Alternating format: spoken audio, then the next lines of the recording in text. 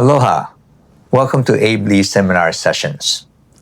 We've talked about the duties of a property manager. Today, we're going to talk about what type of buildings are being managed by property managers. And there's a whole wide variety of them. One would be a single-family residential dwelling, like a house or a condominium. Pretty simple. So a property manager will be asked by the owner of that unit, can you manage my property for me? So it could be a house, it could be a condominium, it could be an apartment building complex, a small one where you have a walk-up. And then you've got hotels, which is a totally different animal because you're dealing with the tourist business. And that's a difficult type of business to be in. And really, that's not quite property management, but it is. Then you have office buildings.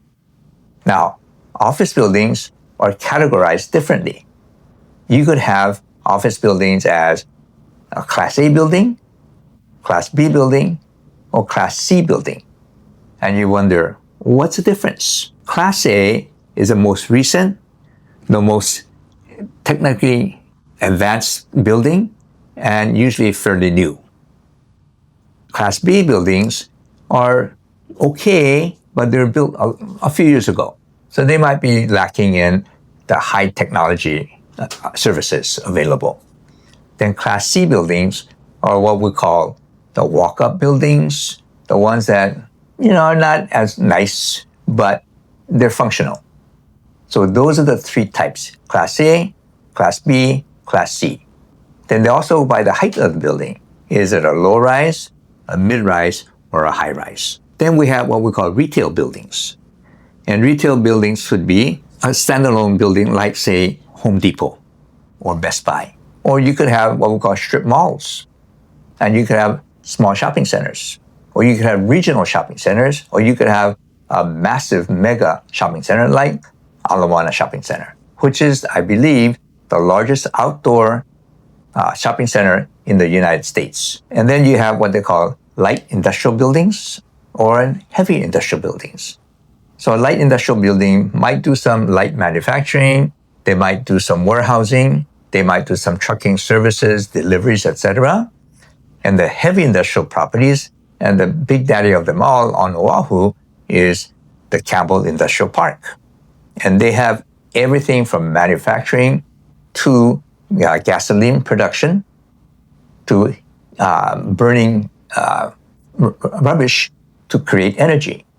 So those are what we call the heavy industrial properties. Then we have what we call the shopping centers, the retail outlets.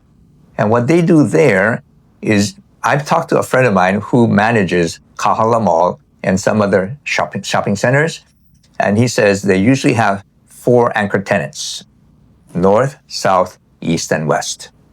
So those 4 large stores will be drawing a lot of the customers in, and then the smaller infill stores, what I call the mom and pop stores, would have the specialty items. So then the bigger stores would draw the people in, and then the shoppers would walk around and say, let's see what else is available.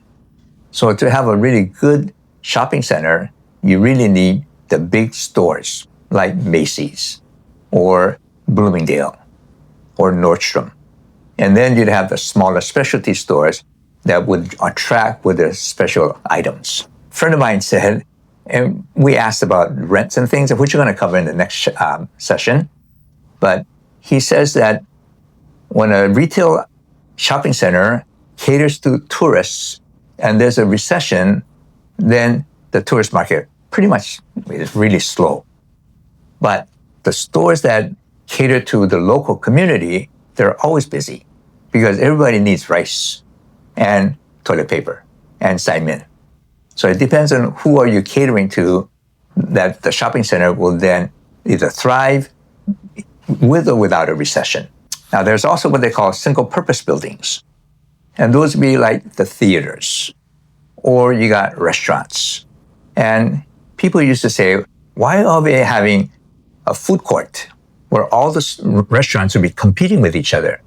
But what they found is when you have economies of scale and you have a lot of different varieties, then people come and they have a choice of different foods, and they might not eat at the same restaurant every time, but they have a wide variety. So you see a lot of shopping centers that have food courts that are very popular and quite busy. Then you have hospitals, totally different kind of management, very specialized. And then you have public buildings, government buildings, etc. So as you can see, managing properties depends on what you're interested in. If you're a small mom and pop operator, then you probably do a single family home or a condominium. But then if you're in a hotel industry, then basically you graduate in travel industry management. And then if you do office buildings, it's different from retail buildings. And if you have retail shopping centers, that's different also. So what area, what niche market you want to be in will pretty much dictate the career path that you take.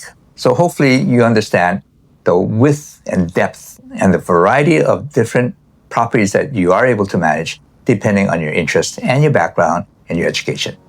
Aloha.